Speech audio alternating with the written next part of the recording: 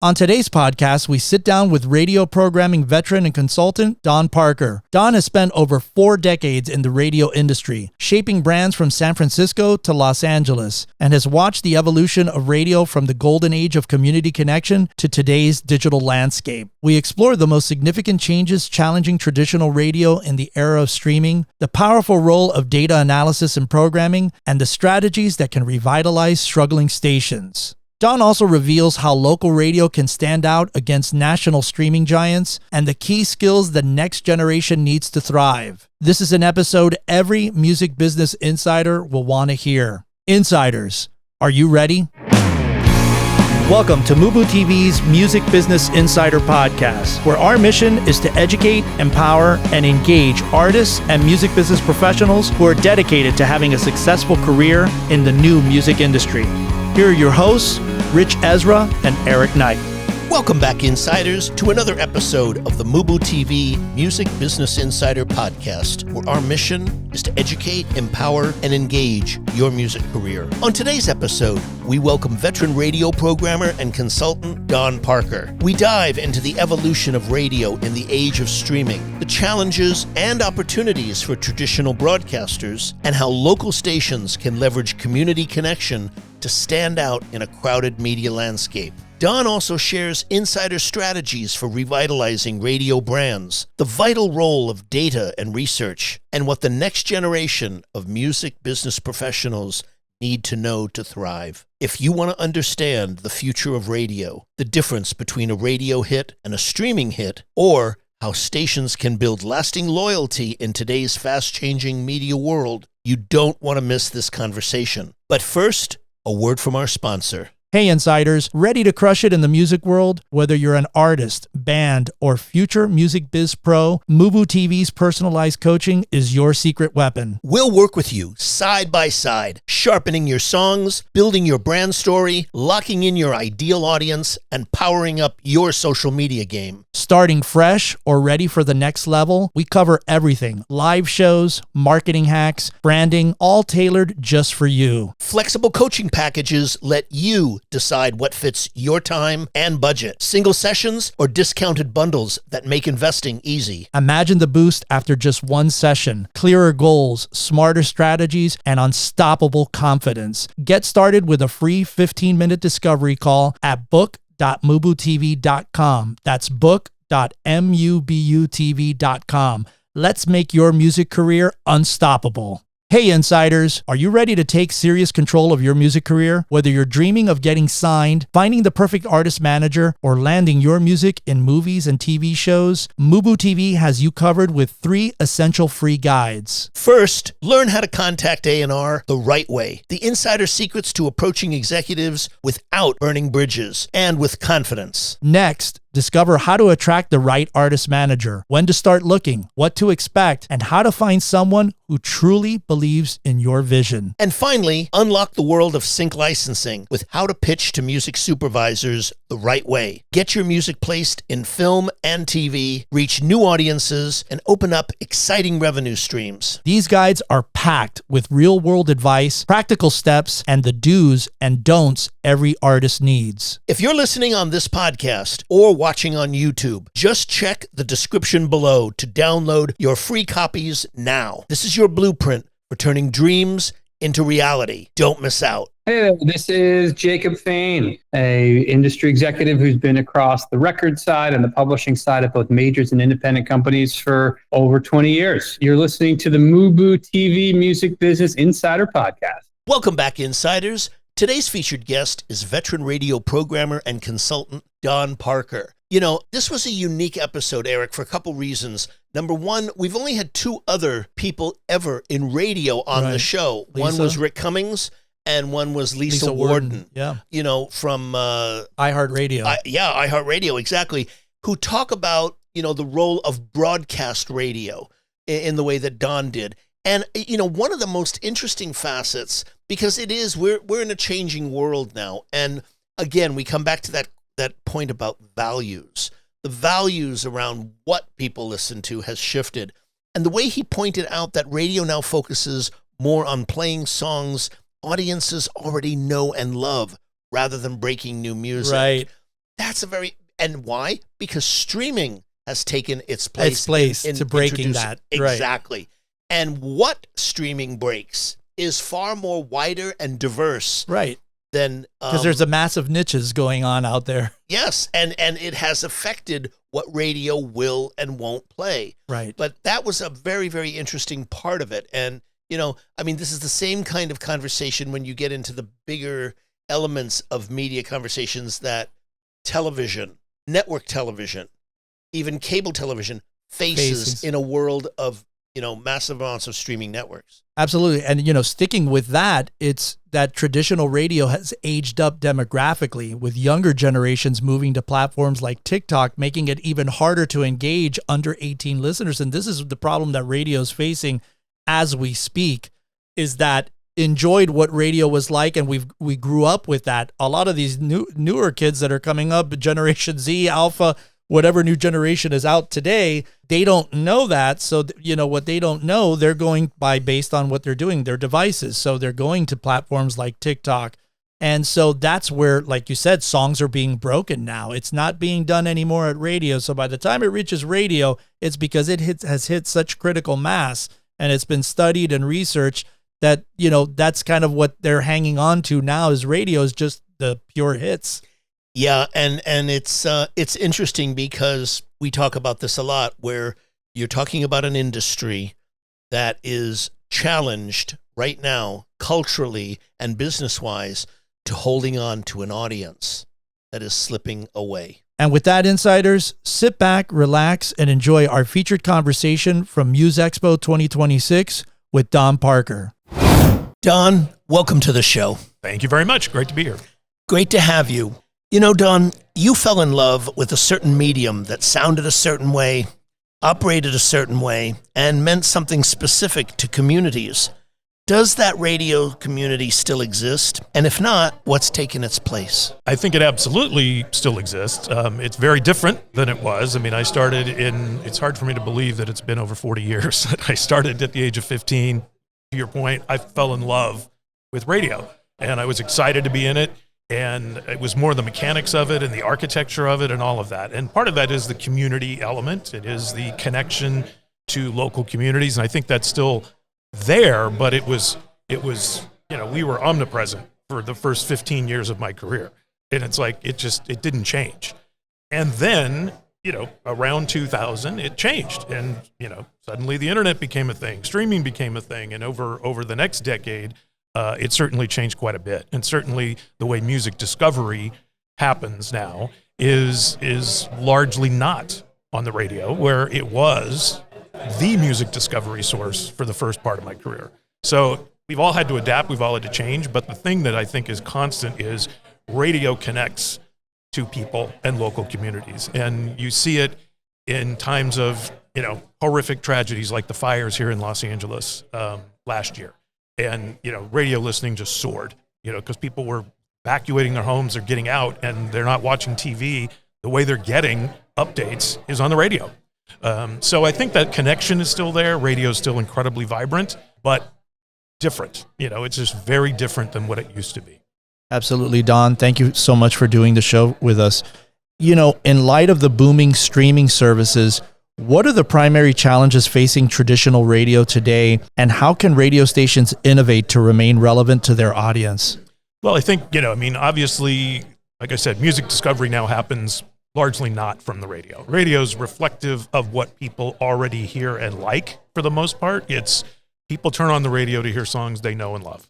And so we have evolved over time, and I would say that over time, radio exposes a little less new music than it used to, because people do discover it everywhere else. And so radio is a little more of a hit machine even than it used to be.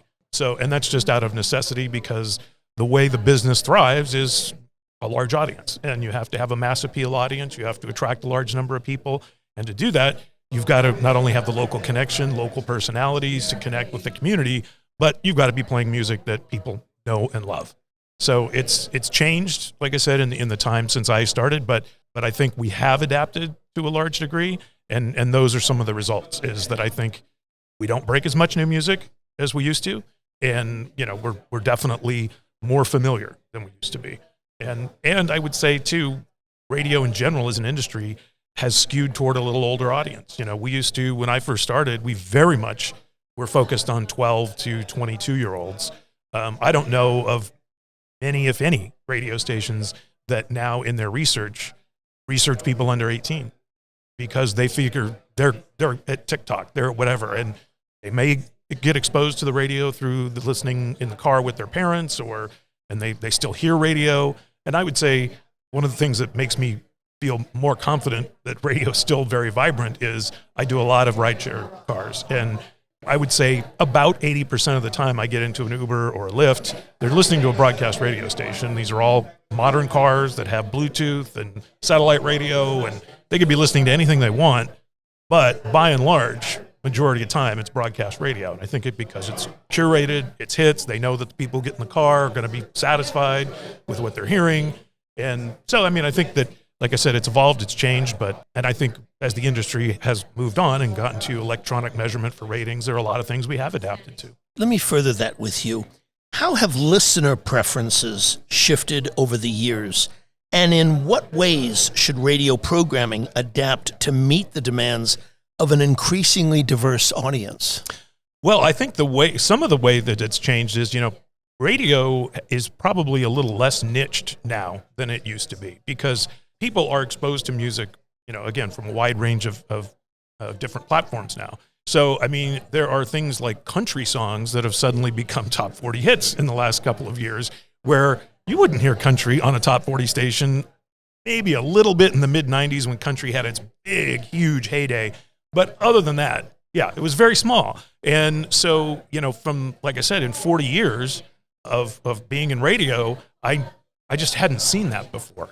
And I think that's true of, even a song like, Mutt by Leon Thomas. It's like, that's an R&B record that probably wouldn't have gotten on top 40 were it not for mass exposure and streaming. And so the consumer is just getting more variety of genres in their own personal playlist, whatever that form that may be, whether it's Spotify, whether it's YouTube or whatever. So they're getting exposed to songs that, if we're here in Los Angeles right now, if a listener was listening to Kiss FM in the 90s and, they just heard top 40, that was it. They didn't get exposed to R&B on Kiss, but now you do get exposed to R&B on Kiss. You do get exposed to Shabuzi on Kiss because those songs have become just massive hits. So I think that's one of the big changes. It's just there's a little more variety of genres in most every format. Don, you focus on content development and consumer engagement, and I'm curious, what strategies have you found most effective in revitalizing struggling radio brands, particularly in the face of competition from streaming platforms? Well, I think, the big problem that we have in the radio industry is, it's no secret that from a revenue standpoint, it's been an industry on decline. And that's been that way for the past decade. So the resources for marketing have largely dried up. And I think that's the thing that I think the industry as a whole has made a mistake on. I think that, yes, you want profits to be as big as you can, but to cut off marketing, because that's the biggest thing. When you're trying to reach consumers, you got to tell them you're there. And radio largely doesn't do that to either young audiences or old audiences. They pretty much don't. And all the companies have kind of done the same thing in that regard, so it's not like anybody has a big advantage. I recently, about a month ago, we launched a new format with a client of mine in Phoenix, and it's a soft AC format, so it's not contemporary. But one of the first key items I asked was, is there a budget for marketing? And is there a budget for research? Because we have to research the consumer in that market. We've got to find out the nuances that's going to make that be successful in Phoenix. And then we got to tell people it's there. Because if we don't do that, we're just spinning our wheels. Yeah. Let me ask you, Don, on that, how important is data analysis in shaping radio programming strategies today? And what types of data should station managers prioritize to enhance listener engagement? Well, I think when I look at data, obviously we do a lot of research in our industry. I spent 16 years working with iHeart, and I think iHeart is one of the best, absolutely, at doing research. So I think your own research is important, but again, as things have changed over the years, especially on contemporary stations. I mean, we look at streaming data every music meeting. It's like, so it's not just our research anymore. It's also what streaming data look like. And we have now with AI, the ability to have predictive models that show when streaming stats are here, the likelihood of this song being a hit is better than a streaming stat that's here. And so it's just, and some of that's obviously kind of proprietary and top secret, but how those algorithms work. But we do have more tools now to be able to say, okay, it's not just our research we're looking at. We're also looking at real world human behavior. What are they streaming? And again, when it gets to a certain point, we can say, okay, that's going to probably be a radio hit because we know what the stats look like for songs that eventually become a radio hit. And then we might get on those sooner because we know the stats are right in line with what typically becomes a radio hit. So like I said, it's all evolving all the time. It's nothing's, like I said earlier, for the first 15 years, the business didn't really change. And ever since then, it changes every year. It just keeps evolving. Yeah. And the way we program, the way we try to get consumers into brands changes. It's so interesting to hear you use the word radio hit because, it is a very, very powerful distinction that not all streaming hits, even the ones that go all the way to number one or have big numbers, become radio hits. That's very true. And that's a very interesting distinction today that most people don't get. There's a lot of things that go all the way and you'll never hear them on the radio. Yes. And I find that very interesting, but how you made that distinction of we're listening and seeing, that sounds like a radio hit, but you use the word radio as opposed to just hit record. Yes. Which is quite a distinction for this era as opposed to previous eras. Well, and particularly because, you may have something that is a TikTok phenomenon that, to your point, goes all the way to the top, but it's the TikTok phenomenon that is going to the top. It's not that song is a radio song that the average person wants to listen to in their car or at home or whatever. Again and again and yeah, again. it's only if they're part of that clique. Yeah. So there's definitely, and that's been one of the challenges for radio, quite frankly, and again, now we have with AI and we've got technologies that can tell us this is more likely to be a radio hit, and your own ears too. I mean, we as programmers, that's one of the things that I've always loved about being a programmer is, you get to, when you're programming a particular radio station, you learn over time what type of song typically works for this audience in this market. And then when you hear songs, you're like, wait, that fits. That sounds like this station. And I mean, I programmed KMEL in San Francisco, which is, one of the longest heritage hip hop stations in the country. And I grew up listening to that station, and I always thought the uniqueness of the Bay Area. And when I took over programming of that station, my first thought was, okay, I've got to keep this station rooted to the Bay Area. And that station plays more local music than I would say any other hip hop station, maybe other than Atlanta. Atlanta has that Southern hip hop history. But, we always were on the lookout for Bay Area artists. We were the first to play Kehlani when everybody was like, who's Kehlani? What was this artist that you're playing? It's like, and she wasn't signed at the time. But so I think that that's the uniqueness of our business too, is if you really are locally programmed and in tune with the community. And that's both from a content perspective, but also music. Hey, insiders, we hope that you've been enjoying our featured conversation. Stay tuned because we've got so much value coming your way. But before we dive back in, a word from our sponsor. Hey there, insiders. Are you dreaming of making it big as a musician, artist, or industry pro? Well, at MUBUTV, we offer personalized coaching to help you turn that dream into reality. Think of us as your personal guides, helping you polish your songs, craft your story, find your fans, and grow your social media like a pro. No matter where you are in your journey, we've got the tools and strategies to take you higher. From live gigs to branding and marketing, our coaching is all about you. Choose what fits your budget, from single sessions to value-packed bundles. Start with a free 15-minute discovery call today at book.mubutv.com. Your music career is waiting. Remember why you started making music? That feeling of passion, hope, and longing, wanting someone to hear your story? But chasing success can be confusing. Who do you reach out to? When? How do you avoid mistakes that could close doors? At MUBUTV, we believe every artist deserves a clear path forward. That's why we've created 3 free guides that cover the essential skills every musician needs. How to contact A&R executives with confidence. How to attract an artist manager who gets you. How to pitch your music for film and television placements. These aren't just tips. They're blueprints designed for artists who want more than just dreams. They want results. If you're listening right now on this podcast or watching on YouTube, look in the description below. Download these free guides that will change how you approach your music career forever. Don't wait. Your future fans are waiting. Hi, this is Charlotte Caleb, CEO and co-founder at Elevate Studios. Are you an insider? I am. Subscribe now. Indeed. What are some of the innovative methods radio stations can employ to strengthen consumer engagement and build loyalty in a crowded media landscape?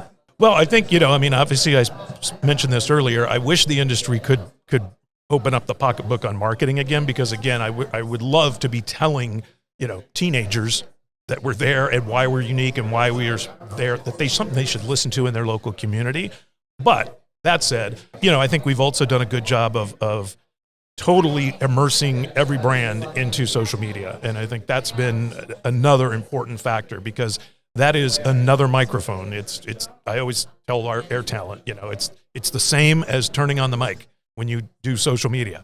And it's like you need to be thoughtful. You can't just post anything and everything. It's got to have a purpose.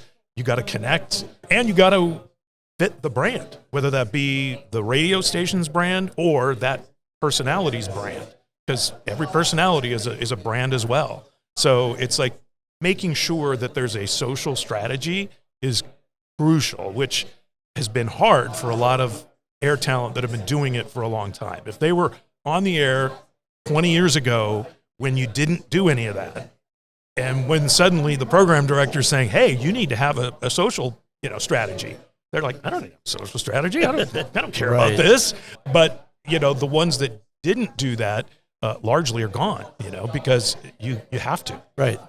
Yeah, what's that saying that you say? If you don't evolve, you die. If you're not busy being born, you're busy dying. Yeah, exactly. But you got to constantly grow and evolve, right. Otherwise you die. And we see that with businesses, radio stations, etc.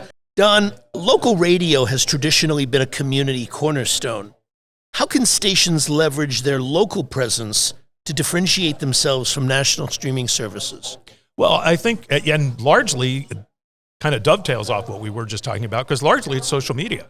Because if the consumer's not already listening to that radio station, and if that radio station isn't investing in marketing, it really is social. And being out in the public. That's another piece of it, which again, radio doesn't do as much as it used to, but certainly that's still an important part of any radio station is street team. It's like we had a long tradition in San Francisco of getting out to high schools and making sure when they're young and after school or at the Friday night high school football games, being present so that they see us and they know we're an option. And, when you do things like, do a couple of interviews with, some of the cheerleaders or some of the football players or whatever, and you push that out on social media, they're going to show it to all their friends, and they're going to be excited. And we use a clip of them on the radio, and then we tell them when it's going to happen. And they're like, oh, yeah, I want to listen. And then they tell all their friends to listen. So there are just those human touch points that never change. And I think that part is not something that evolves. It's like you have to still be out there and be talking to your local consumers. And then your content, obviously, it's like you have to be reflective of what's happening. And it's like, and sometimes that can be, not happy, it's like we a couple of years ago had a number of challenges after George Floyd, and there were riots in Oakland. And, we, on a hip hop radio station, you generally keep things positive and keep things music related, but we did some serious shows. And we also, and to this day, there's a show at Sunday nights, an hour-long show called Street Soldiers, which is all about community. And that, doesn't exist in most places anymore. And are the ratings good? No, they're not. But it's Sunday night, and it's okay because there is an audience. And the goodwill that we establish in the community by providing that forum every week is, you can't buy that. And so I think that those things are all important. Indeed. You know, Don, as a consultant, how have you seen marketing strategies in radio change? What would stations focus on to effectively reach new demographics today? Well, as I said earlier, unfortunately, marketing is largely not there like it used to be. And I think when it is there, you have to understand the brand that you're marketing and how you're marketing it. You know, as an example, you know, I mentioned earlier the soft AC format. It's important for people to hear that. So it's not just a matter of, hey, put up some billboards, because that doesn't allow you to hear the radio station, because the format is very different from a regular adult contemporary radio station. So you have to hear that difference to say, oh, okay, that's what I want. But that's not the case necessarily with a hip hop station. You know, with a hip hop station, it's important that you just reflect the lifestyle and the life group in your marketing so that you get it the minute you look at it, whether it's social, whether it's an outdoor campaign, whatever. And so I think it's very brand specific. And as a consultant, that's one of the things that I try to get with my clients and figure out, okay, what's our message? What's the most effective method? In some cases, you wouldn't even want to use outdoor. I mean, I've worked with clients that want to do mail pieces, you know, direct mail. And I largely just shy away from, and I'm like, that's wasted money. Yes, some of it cuts through, but you know, I always tell everybody when they're thinking about that, think about your own house. Do you look through all that junk mail? No, because like in my building, it's like there's a big recycle bin right next to the mail room, and I look at all of that is just in there. It's like whether it be political, whether it be grocery ads, whether it be it's true. Yeah, radio you just marketing. Open up your mailbox and throw it right in the trash. You sort through and you go, okay, these are important, and this all goes in the recycle. And you just wasted a bunch of money for nothing. Yeah. So it just varies by client, varies by brand. Don, throughout your life, have there been any books, films, or documentaries that you have found to be truly inspiring to you that you could recommend to our audience? I mean, one of there were two. Permission Marketing, which was written by Seth Godin, and then the Who Moved My Cheese was another one. And those are both old. I mean, those are both 90s. Right. I know both of those. But those, for me professionally, and I think it's because I read them when I was pretty young, but I never forgot, you know, the message of those. And so those were two, from a book perspective, that I would say absolutely. It's totally unrelated to our business, but I'm a big documentary fan, but I love a lot of historical documentaries, and, you know, so but again, that doesn't really stretch into my my professional life too much, but it fascinates me as history. And I guess in a way it does, because the old saying of, you know, if you if you ignore history, you're doomed to repeat it. And I think that's been such a great thing for me over time. You know, Ken Burns documentaries are fantastic. Those are amazing. Yeah, amazing. So I'm a big documentary fan. And any that, I mean, other than the Ken Burns, any that really inspired you, even if they're not related to music, that you just found really inspiring? I mean, I do a lot of political documentaries. I found the whole Watergate thing fascinating, and I've watched, you know, documentaries on that because I was too young for any of that to know what was going on when it happened. But it's just interesting to me, things like that, and to see how does this devolve so quickly, and again, how that changes history. And, you know, it's watched some documentaries on 9/11 and the Iraq War, and it's just, you see how these things happen that now when you reflect back on them, you're like, why? How did they make these bad decisions? And then what were the repercussions? Yeah, and you get to see that. You know, Don, for the next generation of music business professionals aspiring to work in radio or streaming, what key skills and insights should they focus on developing to thrive in this evolving industry? That's a tough one, because I would say, you know, people like me, I got in as an air talent first, and then got into research, and then got into programming, and my goal was always programming. But those entry-level jobs are really not there. And so it's much harder now. If you want to become if you, like me, you love the architecture of a radio station, and you want to work up to become a program director, it's pretty hard, because there aren't nearly as many jobs out there as there used to be. I mean, I used to say, when I first came to Los Angeles to program, I programmed Mega 100, which was a rhythmic oldies station, and that was, you know, almost 30 years ago. But when I got here, there were about 40 program directors in Los Angeles. And now there's about 5. That's unbelievable. It's crazy. And it's and this is Los Angeles. So when you look at markets like a mid-market like Sacramento or a smaller Fresno or whatever. It's like, in some cases, there's 2 programmers. And it's like, so it's hard when somebody's young trying to get into that.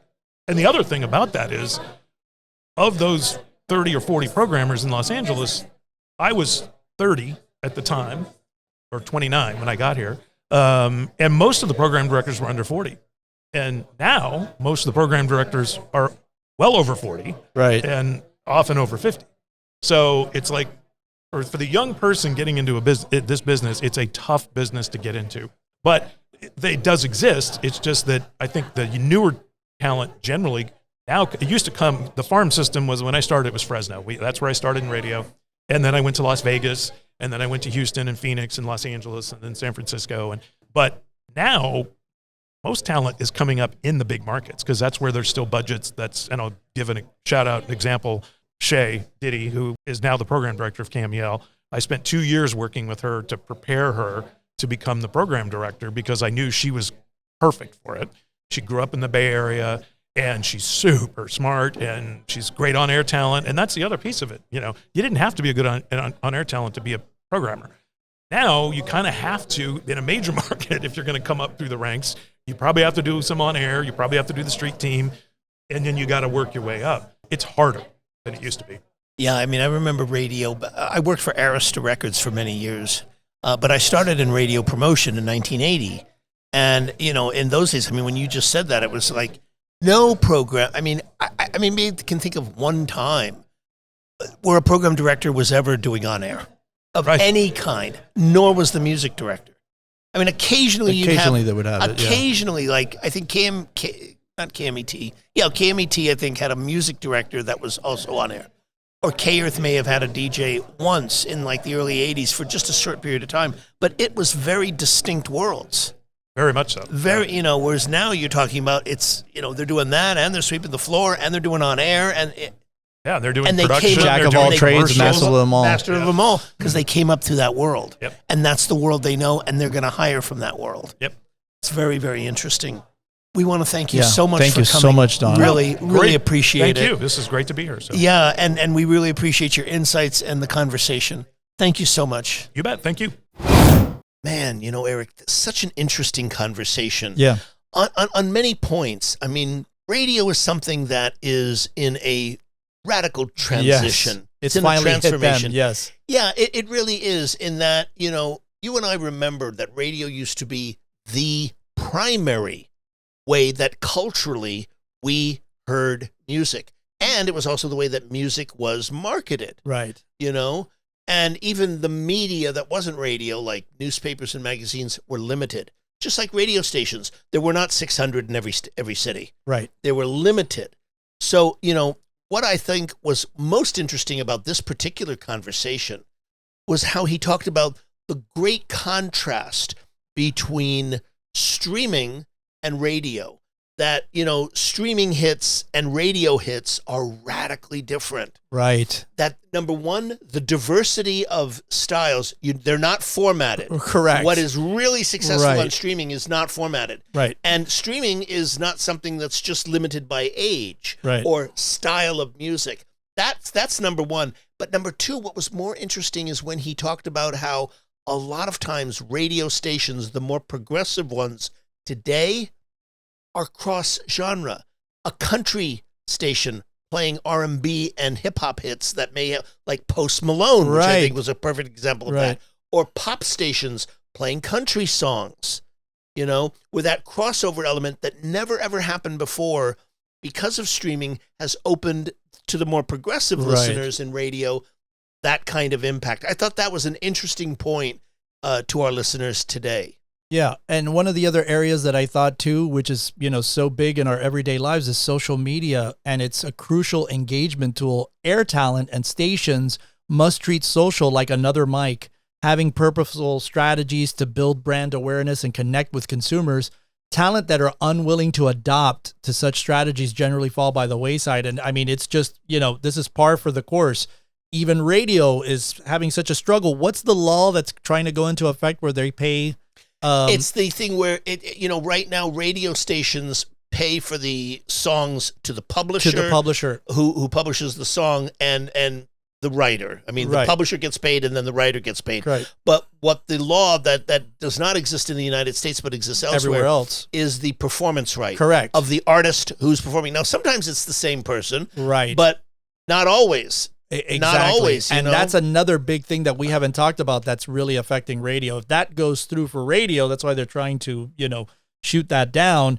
That's going to change the face of radio in a very big way. But, getting back to this point, yeah, even radio is having to adapt that you've got to have a social profile to survive in this day and age. So if it's a radio station like you guys, you have to have your socials up and running. You can't live in this world of, being non-existent or whatever, living in, it's very rare that happens. You have bands like we talked about, Sleep Token, Tool, that have kind of managed to avoid that, but are still in there. It's a weird kind of thing that, they're in there from their fan base, correct, putting them in there, but not because they're in there. Correct. But they also, the two bands you mentioned have huge audiences. Right. But they developed that unique thing of just being kind of cloaked in secrecy. And so that's, I think, another interesting point of these growing pains and things that are affecting radio so deeply right now. Yeah, I agree with you. And I think, to look at this situation from a perspective of where is it going? Where is radio going? I think what we're going to see, and he touches on this, is I think radio across the country, broadcast radio I'm specifically speaking of, is going to become much more niche-oriented. Right. And much, much more hyper-localized. Yes. That's where I feel it's going. Not trying to appeal to the broadest, biggest, correct, most widest audience. Right. That doesn't work today. Right. It doesn't work for Disney. It doesn't work for Netflix. It doesn't work for anybody, trying to get everybody involved. So that's what I think is going to be the future of radio, is when you see that it becomes much more hyper-localized and much more specifically focused. Hey, Insiders, thanks so much for tuning into this episode. We really appreciate it. To get show notes, links, and everything that was mentioned during this interview, head on over to our official website at MUBUTV.com/podcast/show notes. If you're enjoying the content and what we're doing here on the show, please subscribe to the podcast on Apple Podcasts, Spotify, or wherever you listen to podcasts from. And don't forget to rate and review our show at iTunes. 5-star reviews are always welcome and help to ensure that our podcast stands out on the top-rated and new and noteworthy charts on iTunes and our space. You can also find us at social media at Facebook, Instagram, TikTok, and Twitter X, all ending with the handle MUBUTV, which is spelled MUBUTV. Don't forget to catch our flagship show, the MUBUTV Music Business Insider video series, airing every week on YouTube at youtube.com/MUBUTV. This show was produced and created by Ritch Ezra and Eric Knight. Theme music by Disciples of Babylon, and be sure to tune in next week for another episode of the MUBUTV Music Business Insider Podcast.